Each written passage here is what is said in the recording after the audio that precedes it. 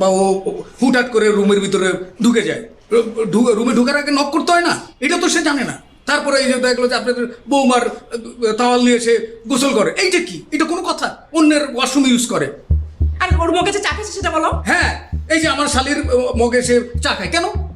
চায়ের কাপ কি অভাব আছে নাকি চায়ের পাতির অভাব আছে, কোনটা? কি রে ফাইরুল, এইসব করতে গেছিস কেন?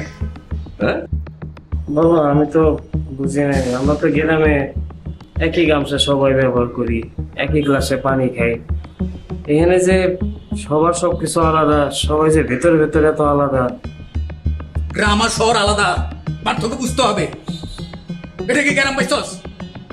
আচ্ছা ঠিক আছে, শোন শহীদ, জি।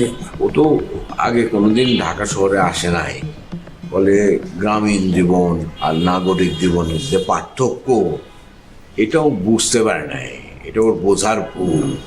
বুঝলে তো আর এটা করার কথা না। গ্রামে অনেক কিছু চলে, শহরে তো আর এগুলো চলে না।